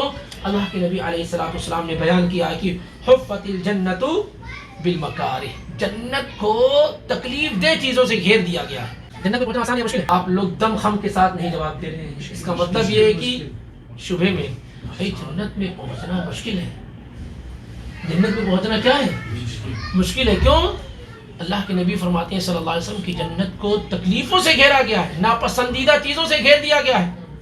آپ کو فرض نماز کے لیے اٹھنا مشکل ہوتا ہے، آپ کو تلاوت کرنا، یہ کرنا، خیر و بھلائی، آنکھوں کا صحیح استعمال، یہ ساری چیزیں کیا ہوتی؟ مشکل ہوتی۔ حفت الجنت بالمکارہ وحفت النار بالشہوات، اور جہنم کو کس سے گھیرا گیا ہے؟ شہوتوں اور سے گھیر دیا گیا، منمانیوں سے گھیر دیا ہے۔ جو من میں آئے آپ کریں، آسانی سے آپ کیا ہے؟ جہنم میں پہنچ جائیں گے۔ لیکن جنت میں پہنچنے کے لیے اپنے نفس کی قربانی دینی ہوگی، اپنی ایگو کو مارنا ہوگا، اپنے نفس کی شرارتوں کو کچل کر کے آدمی کیا ہے؟ جنت میں پہنچتا۔ من نہیں کرتا ہے نماز پڑھنے کے لیے اٹھنے کا، لیکن آپ اٹھ کر کے جائیں، یہ معاملہ ہوتا ہے، تب آدمی کیا ہے؟ جا کر کے جنت میں پہنچ پاتا ہے۔ اللہ تعالیٰ نے کہا کل نفس ذائقۃ الموت وانما توفون اجورکم یوم القیامہ فمن زحزح عن النار وادخل الجنۃ فقد فاز، جو آدمی جہنم سے بچا لیا گیا، نکال لیا گیا اور جنت میں داخل کر دیا گیا، وہی کامیاب ہے۔ کامیابی کیا ہے؟ ہمارے پاس کامیابی کا تصور الگ ہے، لیکن کامیابی کیا ہے؟ کامیابی جنت میں انٹری کر دینا، جنت میں داخل ہو جانا۔ امام اہل سنہ امام احمد بن حنبل رحمہ اللہ سے پوچھا گیا کہ ایک مومن آدمی کو آرام کب ملے گا؟ کیونکہ مومن آدمی تو دنیا میں صرف تکلیف اور پریشانی میں رہتا ہے، نہیں رہتا ہے بھائی۔ جتنا ہائی لیول کا آپ کا ایمان ہوگا اسی ہائی لیول کی آپ کی آزمائش ہوگی۔ تو پوچھا گیا ان سے کہ ایک مومن آدمی کو آخر آرام کب ملے گا؟ نماز پڑھنا، 5 وقت کی نماز پڑھنا، جھوٹ نہیں بولنا، یہ نہیں کرنا، یہ کرنا ہے، وہ کرنا ہے، کتنی پابندیوں کے ساتھ ہماری زندگی ہوگی۔ اگر ہم سچے پکے مومن ہو جائیں تو کیا ہوگا؟ پابندیوں کے ساتھ ہے کہ نہیں بھائی، آزاد اور فری تو نہیں۔ چومی گویم مسلمانم بلرزم کی دانا مشکلات لا الہ، یہ شہادت گئے الفت میں قدم رکھنا ہے، لوگ آسان سمجھتے ہیں مسلمان ہونا، تو یہ کوئی آسان کام کیا ہے؟ نہیں۔ ایک آدمی مسلم ہونے کا مطلب، مسلم اصل میں عربی زبان میں کہتے ہیں کہ جو اونٹ ہوتا ہے نا، اونٹ کی ناک میں نکیل ڈالی جاتی ہے، اور نکیل ڈالنے کے بعد اس کا سرا کس کے پاس ہوتا ہے؟ جو اس کا مالک ہوتا ہے۔ عربی زبان میں اسی کو مسلم کہا جاتا ہے۔ اب وہ اونٹ اپنی مرضی سے نہ کھا سکتا ہے، نہ پی سکتا ہے، نہ بیٹھ سکتا ہے، نہ جا سکتا ہے۔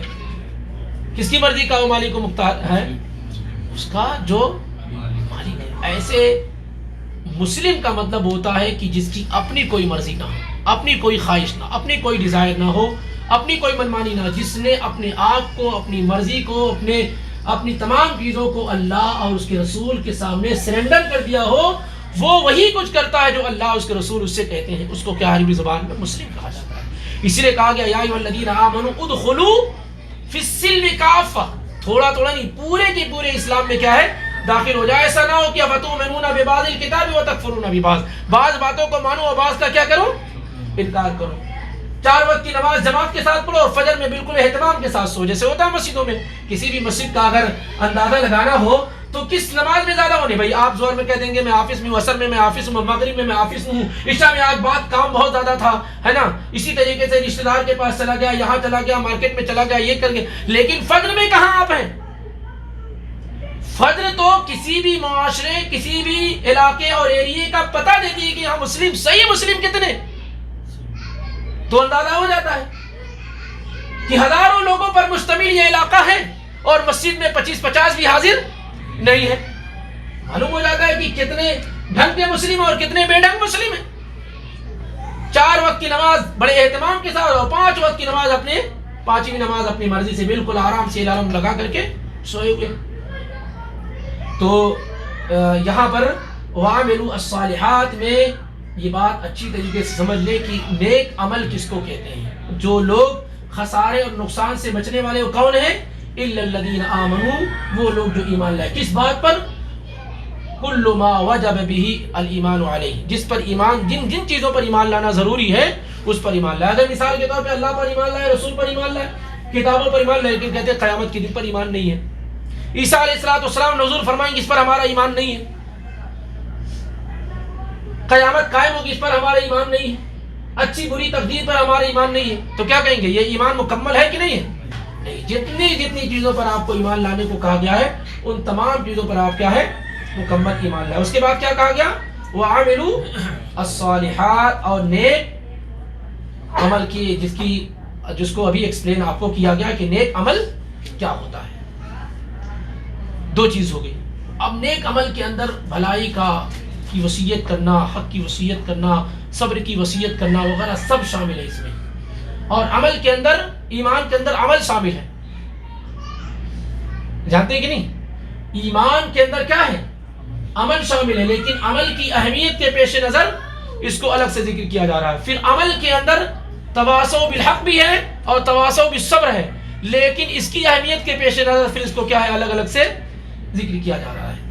تیسری چیز جو خسارے سے بچنے والے لوگوں کی جو صفت ہے وہ کیا ہے، تواصوا بالحق و تواصوا بالحق. یہ نہیں کہا اوصوا بالحق، تم لوگوں کو حق کی وصیت کرو. کہا تواصوا، یہ باب تفاعل سے ہے، جس کا مطلب ہوتا ہے آپس میں ایک دوسرے کو حق کی کیا ہے، وصیت کرنا.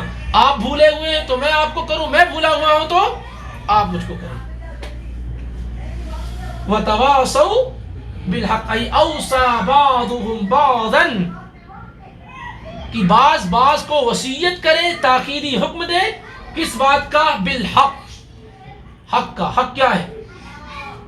ای بلزوم القرآن، قرآن کو مضبوطی سے پکڑنے کا، نبی علیہ السلام کی سنت کو مضبوطی سے پکڑنے کا. واتباع دین الاسلام، دین اسلام کی اتباع اور پیروی کرنے کا، کہ آپس میں ایک دوسرے کو حق کی وصیت کرے.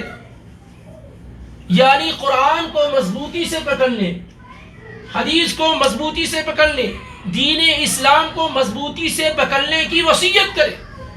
اگر وہ دیکھیں کہ کوتاہی اور کمی پائی جا رہی ہے، میرے بھائی آپ ایسا کیوں نہیں کر رہے ہیں، آپ کی نماز چھوٹ رہی ہے، آپ نماز میں غفلت کر رہے ہیں، آپ روزوں میں غفلت کر رہے ہیں، آپ لین دین میں غفلت کر رہے ہیں، آپ حرام اور شک اور شبہ والا مال حاصل کر رہے ہیں، آپ پینٹ پاجامے کو ڈھکنے سے نیچے پہن رہے ہیں، آپ پردہ نہیں کر رہی ہیں، آپ داڑھی کا اہتمام نہیں کر رہے ہیں. یہ سب حق ہے جس کی وصیت کیا ہے، ایک دوسرے کو کرنی چاہیے.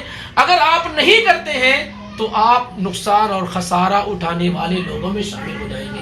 کیونکہ خسارہ سے بچنے والے لوگوں کی جو کوالٹیز اللہ نے بیان فرمائی ہے اس میں یہ کہ ایک دوسرے کو حق کی وصیت کرنا، تاکیدی حکم دینا، یہ ان کا مشغلہ ہے. لوگوں کے ڈر اور خوف کی وجہ سے وہ اللہ اور اس کے رسول کے پیغام کو پہنچانے سے چوکتے نہیں ہیں. کہ اگر میں کہوں گا فلانے کو تو وہ اس سے تعلقات میرے خراب ہو جائیں گے، فلاں کو کہوں گا تو اس سے میرے تعلقات خراب ہو جائیں گے، میری فلاں سے بگڑ جائے گی، اس سے میرا کاروبار چل رہا ہے.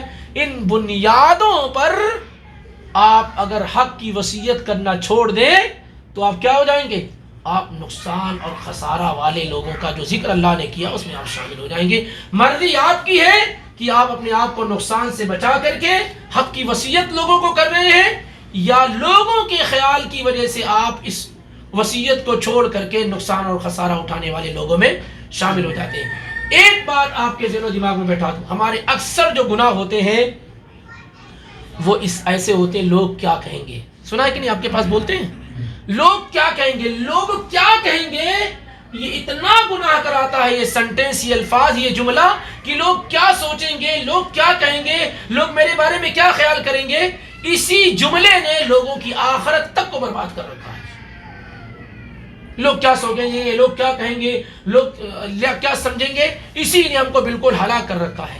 آپ اللہ کے لیے زندگی گزار رہے ہیں، اللہ کو خوش کرنے کے لیے زندگی گزار رہے ہیں. آپ اللہ کو خوش کریں گے، لوگ ناراض بھی ہوتے ہیں تو پرواہ، اور اگر لوگ خوش ہو جائیں اور اللہ ناراض ہو جائے تو بھائی اگر کوئی اللہ کے ساتھ ہے اور پوری دنیا اس کے ساتھ نہیں تو نقصان اور خسارے میں ہے یا فائدے میں ہے؟ ساری دنیا اس سے ناراض ہے، ساری دنیا اس کے ساتھ نہیں، لیکن اللہ اس کے ساتھ ہے، وہ فائدے میں ہے نقصان میں ہے. اور ساری دنیا اس کے ساتھ ہے لیکن اس کا رب اس کے ساتھ نہیں، وہ فائدے میں نقصان میں.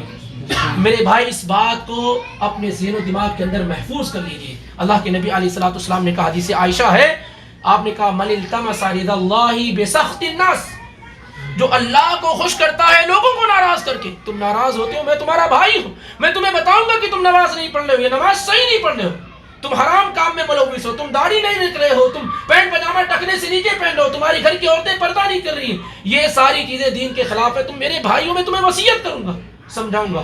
اگر وہ آدمی ناراض ہوتا ہے تو کوئی بات نہیں ہے.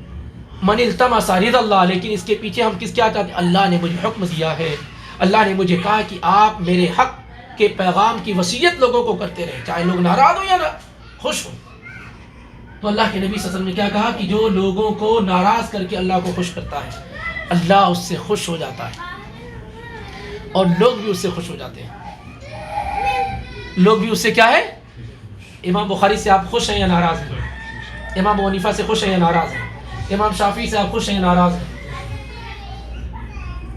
آپ خود دیکھیں کہ ان لوگوں نے سودا نہیں کیا، لوگ ناراض ہوتے ہوں.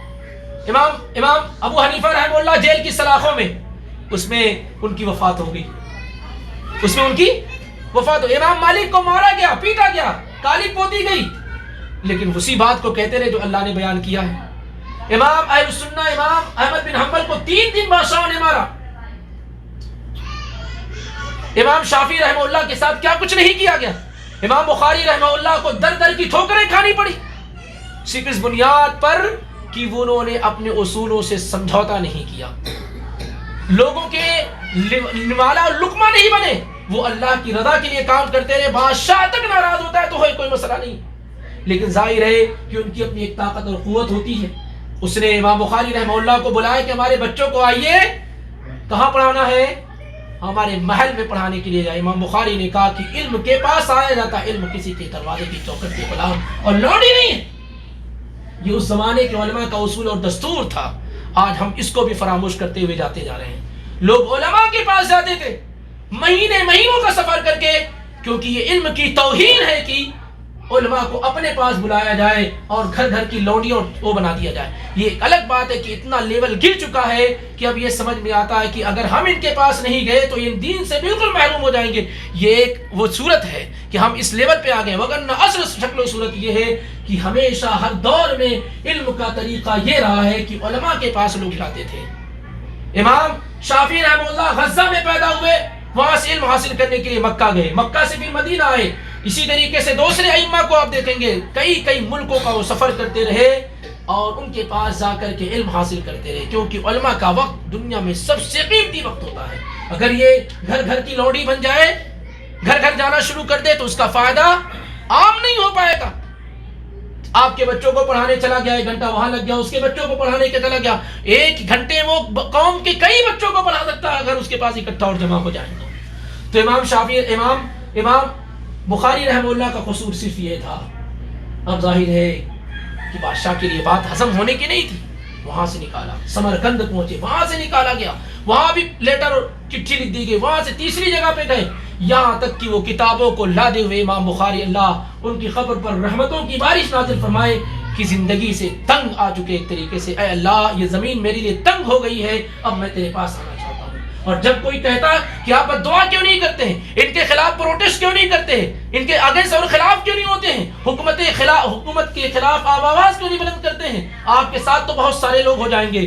تو کہا میرے نبی یہ کہتے ہوئے اس دنیا سے رخصت ہوئے ہیں، اصبروا حتی تلقونی علی الحوض، صبر کرتے رہنا یہاں تک کہ حوض کوثر پہ مجھ سے ملاقات ہو جائے. آج دیکھیے امام بخاری رحمہ اللہ جب تیسری جگہ سے نکالے گئے کتابوں کو لادے ہوئے اور تھوڑا آرام کرنے کے لیے گئے، اسی موقع سے ان کی وفات ہو گئی. آج آپ کو معلوم ہے جن بادشاہوں نے در در ان کو مجبور کیا جانے پر ان کا نام آپ کو معلوم ہے، جن بادشاہوں نے سمرقند سے نکالا، بخارا سے نکالا، ان کے نام آپ کو معلوم ہے. اللہ نے ان کو زمین کی تہوں میں ڈال دیا، نیست و نابود ہو گئے، ان کے نام تک معلوم نہیں ہے.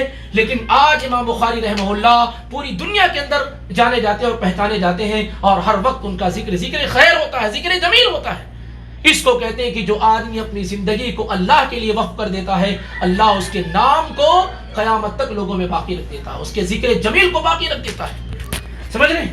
تو اس لیے وتواصوا بالحق، آپس میں کیا کرتے رہے، وہ حق کی وصیت کرتے رہے. حق کیا ہے؟ قرآن و سنت اور دین کو مضبوطی سے پکڑنے کی وصیت کرتے رہے. ڈرے نہیں لوگوں سے، خوف محسوس کریں. ہمیں معاملہ تو یہ ہے کہ ہم اپنے بیوی بچوں سے ڈرتے ہیں، گھر کے ذمہ دار ہیں، رسپانسیبل ہیں، قیامت کے دن ہمارا گریبان پکڑا جائے گا، لیکن ہم دین کو اپنے گھر کی چار دیواری میں نافذ نہیں کر پاتے ہیں، اپنی اولادوں میں نافذ نہیں کر پاتے ہیں، اپنی بیویوں میں نافذ نہیں کر پاتے ہیں. اس کمی کا ازالہ کیسے ہوگا؟ کہاں باہر کے لوگوں میں کریں گے؟ عبداللہ بن مسعود رضی اللہ، بخاری کی روایت ہے، عبداللہ بن مسعود بڑے عظیم صحابی ہیں، فقہائے صحابہ میں سے، مفتیان صحابہ میں سے ہیں. انہوں نے تقریر کی، تقریر کے دوران انہوں نے کہا کہ لعنت ہے ایسی عورتوں پر جو گدنا گدواتی ہے، جو بالوں کو جڑواتی ہے، جو ایسی طریقے سے بالوں کو اکھاڑتی ہے، حاجب یہاں یہ سب اکھاڑتی ہے. تو ایک خاتون بنو سلیم کی تھی، بنو سعد کی تھی، یعقوب ان کو کہا جاتا تھا. وہ جب انہوں نے سنا کہ ایسا کہہ رہے ہیں، لعنت کر رہے ہیں، تو آ گئی عبداللہ بن مسعود کے پاس اور کہا کہ آپ لعنت کیوں کرتے ہیں؟ میں نے سنا ہے کہ آپ ایسی عورتوں پر لعنت کرتے ہیں. تو عبداللہ ابن مسعود رضی اللہ تعالیٰ عنہ نے کہا مالی لعن رسول اللہ صلی اللہ علیہ وسلم، میں ایسے لوگوں پر لعنت کیوں نہ کروں جس پر میرے پیغمبر نے لعنت کی، اور یہ بات اللہ نے اپنی کتاب میں بھی ذکر کی ہے. تو ظاہر سی بات، اس زمانے کی جو عورتیں ہوتی تھیں بڑی کوالیفائڈ ہوتی تھیں، بہت پڑھی لکھی ہوتی تھیں، دین کے معاملے میں ان کے ادراک اور دین کے معاملے میں جو ان کی سمجھ ہوتی تھی وہ بہت اعلیٰ قسم کی ہوتی ہے. ایک ایسی خاتون کا ذکر کر رہا ہوں جو نبی صلی اللہ علیہ وسلم کے خاندان کی نہیں ہے، آپ کی بیویوں میں سے نہیں ہے، آپ کی بیٹیوں میں سے نہیں ہے، آپ کی بہوؤں میں سے، آپ کے قریبی رشتہ داروں میں سے نہیں ہے. عام خاتون کا لیول یہ ہے کہ عبداللہ بن مسعود رضی اللہ تعالیٰ عنہ سے سوال و جواب کرنے کے لیے آ جاتی ہے. اور جب کہتے ہیں کہ اللہ کی کتاب میں لعنت کی گئی ہے تو کیا کہتی ہے؟ لقد قرأت کتاب اللہ، میں نے اللہ کی کتاب کو پڑھا، ایک دفتی سے لے کے آخری دفتی تک، یعنی میں نے پورا قرآن پڑھ رکھا ہے. اندازہ لگائیے کہ ایک عام خاتون ہے، اس کا علمی لیول اور مستوی کتنا اعلیٰ ہے کہ وہ کہتی ہے لقد قرأت کتاب اللہ ما بین الوحیین، میں نے اللہ کی کتاب کو پورا پڑھ رکھا ہے. لیکن میں نے کہیں ایسا نہیں پایا کہ جہاں اللہ تعالیٰ نے لعنت کی ہے ایسی عورتوں پر جس پر آپ نے لعنت کی ہے، اور آپ کہتے ہیں اللہ کی کتاب میں موجود ہے. اندازہ لگائیں کہ کتنی پڑھی لکھی خواتین ہوتی تھی، وہ بھی عام خاتون کی بات کر رہا ہوں. اگر نبی صلی اللہ علیہ وسلم کے خاندان، آپ کے گھرانے کی بات کروں، آپ کی بیویوں کی بات کروں تو ان کا لیول کیا ہوگا.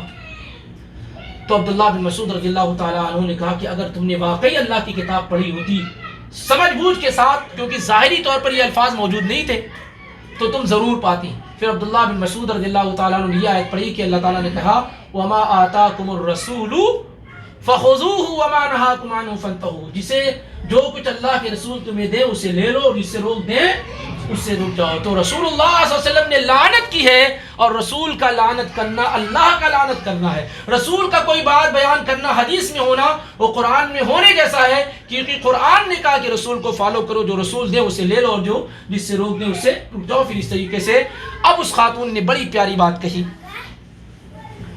یہی بیان کرنا تھا لیکن بہت لمبی گفتگو ہو گئی. اس نے کہا اچھا، اس خاتون نے کہا اچھا آپ ہم لوگوں کو اس سے روکتے ہیں اور آپ کی گھر کی عورتیں خود ایسا کرتی ہیں، آپ کی بیوی ایسا کرتی ہے. کہا جاؤ دیکھ کر آؤ، کہا جاؤ دیکھ کر کے آؤ کہ کیا وہ دانتوں کے درمیان سوراخ کراتی ہے، کیا وہ پچنا لگواتی ہے، گدواتی ہے، کیا وہ اپنے حاجب یہ بالوں کو کھاڑتی. جاؤ دیکھ کر کے آؤ. جب وہ اور کیا بولتے ہیں، حاجب اس کو عربی میں بولتے ہیں. بس اوقات یہ چیزیں بھول جاتی ہیں ماحول نہ ہونے کی وجہ سے، جو بھی ہے بہرحال آپ لوگ اس کو سمجھ جائیں. ارے آپ لوگ ہیں نہیں، یہی پہنچانا آپ لوگوں کا کام ہے نا. ابھی تو یہی تو بات ہی ہو رہی ہے. ذمہ داری کیا ہوتی ہے، آپ اپنی بیوی بچوں کے ذمہ دار ہیں. قیامت کے دن سب سے پہلا گریبان آپ کا پکڑا جائے گا، آپ کی بیویوں کے متعلق، آپ کے بچوں کے متعلق. یہی تو بتانا چاہ رہا ہوں. تو اتنی چیزیں تو آپ کو پہنچانی ہوگی. تو کیا کہا کہ جاؤ دیکھ کر کے آؤ. جب گئیں وہ ام یعقوب اور عبداللہ بن مسعود کی بیوی کو دیکھ کر کے آئیں تو کہا کیا ہے، کیا خیال ہے، کچھ ہے ایسا؟ کہا نہیں. کہا یہ بتاؤ کہ اگر میری بیویاں ایسا کرتی تو میں اس کو اپنے پاس رکھتا. اگر کوئی بیوی میری ہی گھر کی عورتیں اگر رسول کی مخالفت کرتی جس پر اللہ کے نبی نے لعنت کی ہے تو ایسی ملعون عورتوں کو میں اپنے ساتھ میں رکھتا. تو ہماری اور آپ کی ذمہ داری یہ بنتی ہے کہ ہم اپنے گھر کے نگہبان ہیں، ذمہ دار ہیں. صرف کھانا پینا پہنچانا یہ بڑی بات نہیں ہے. اصل ان کو قو انفسکم اہلیکم نارا، یہ اہم بات ہے کہ اپنے آپ کو، اپنے اہل و عیال کو جہنم کی آگ سے بچانا، یہ ہماری رسپانسبلٹی ہے، ذمہ داری ہے.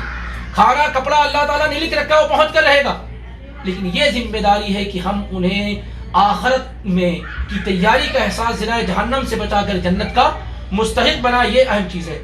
تو وتواصوا بالحق، آپس میں ایک دوسرے کو کیا کرتے ہیں، حق کی وصیت کرتے ہیں. وتواصوا بالصبر، اور آپس میں ایک دوسرے کو صبر کی وصیت کرتے ہیں، کیونکہ مسلم آدمی کو سب سے زیادہ صبر کی ضرورت ہوتی ہے. جتنی ہائی لیول کا ایمان آپ کا ہوگا اتنا زیادہ آپ کو کیا کرنا پڑے گا، صبر کرنا پڑے گا. اتنا زیادہ ایمان اتنا زیادہ آپ کو کیا ہے، صبر کرنا پڑے گا. صبر کے بغیر دین پر آپ جم نہیں سکتے ہیں، سوال ہی نہیں ہوتا. تو وتواصوا بالصبر، آپ آپس میں ایک دوسرے کو صبر کی تلقین اور وصیت کرتے رہیں، کیونکہ جب آپ ایمان کی بات کریں گے، عمل صالح کی بات کریں گے اور حق کو ایک دوسرے کے درمیان پہنچانے کی بات کریں گے تو پھر آپ کو اس راہ میں کیا ہے، پریشان ہونا پڑے گا. تکلیفیں آئیں گی، پریشانیاں آئیں گی، تو آپس میں ایک دوسرے کو کیا ہے، صبر کی وصیت کرنا ہے. اور صبر کا معنی اس سے پہلے بیان کیا گیا تھا کہ صبر 3 قسم کا ہوتا ہے. الصبر علی طاعت اللہ، اللہ کی اطاعت پر صبر کرنا. الصبر عن معصیت اللہ، اللہ تعالیٰ کی منع کردہ چیزوں پر صبر کرنا.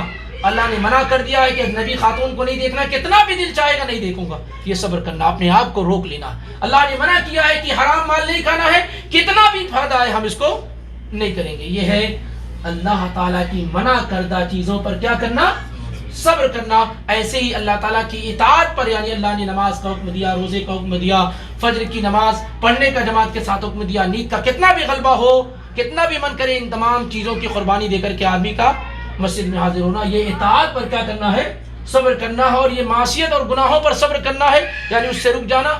اور تیسرا الصبر علی اقدار اللہ، اللہ نے جو کچھ آپ کے لیے لکھ رکھا ہے، تکلیف آرام، ان تمام چیزوں پر کیا ہے، صبر کرنا. یہ نہیں کہ کچھ لوگ کہتے ہیں اللہ تعالیٰ یہ میرے ساتھ کیوں نہیں کیا تھا، یہ مجھ کو ہی فقیر کیوں بنانا تھا، میری گھر میں وفات کیوں دینی تھی، میری بیٹے کو کیوں اٹھانا تھا. تو آپ اللہ سے سوال کرنے والے ہیں، خالق سے سوال کریں گے مخلوق ہو کر کیا. لا یسأل عما یفعل وهم یسألون، اللہ سے کوئی سوال نہیں کیا جائے گا، اللہ لوگوں سے سوال کرے گا. وہ علیم اور خبیر ہے، حکیم ہے، وہ اس کا ہر کام حکمت کے تقاضے کے تحت ہوتا ہے. آپ جیسا نہیں ہے کہ آپ الٹا سیدھا کام کرتے رہتے ہیں، آپ اللہ سے سوال کرتے ہیں.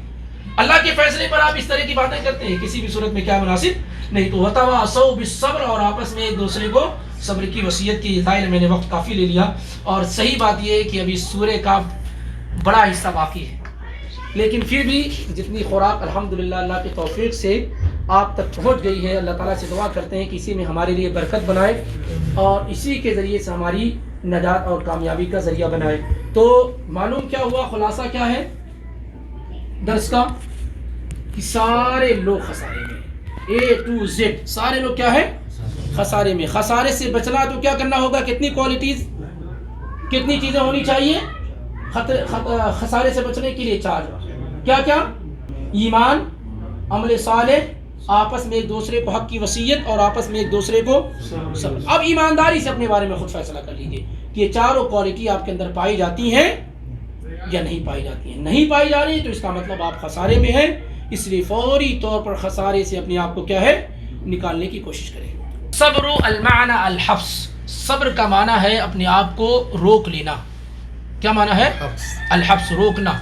اللہ تعالیٰ نے نبی صلی اللہ علیہ وسلم کا کہا وَاصْبِرْ نَفْسَكَ مَعَ الَّذِينَ يَدْعُونَ رَبَّهُمْ بِالْغَدَاةِ وَالْعَشِيِّ يُرِيدُونَ وَجْهَهُ. آپ اپنے آپ کو ان لوگوں کے ساتھ جمائے رکھیے, روکے رکھیے جو صبح و شام اللہ کی طرف بلاتے ہیں اور اللہ کی رضا اور اللہ کا چہرہ چاہتے ہیں. نبی صلی اللہ علیہ وسلم کو کہا گیا وَاصْبِرْ نَفْسَكَ مَعَ الَّذِينَ يَدْعُونَ رَبَّهُمْ بِالْغَدَاةِ وَالْعَشِيِّ يُرِيدُونَ وَجْهَهُ لَا تَعْدُ عَيْنَاكَ عَنْهُمْ. آپ کی نگاہ ان سے ہٹنی نہیں چاہیے. تو انسان ہر حال میں ان لوگوں کے ساتھ رہے جو اللہ کے دین کی طرف بلانے والے, تب آدمی کا وقت صحیح استعمال ہو سکتا ہے. یہ بہت ضروری ہے کہ گیدرنگ ہماری اور آپ کی کیا ہے, کن لوگوں کے ساتھ. تو اپنے آپ کو ان لوگوں کے ساتھ روک کے رکھنا جو اللہ کے دین کی طرف بلانے والے ہیں, صبح و شام ان کی وہی محنت ہوتی. تو الصبر المعنی الحبس, صبر کا مطلب ہوتا ہے اپنے آپ کو روک لینا, الحبس.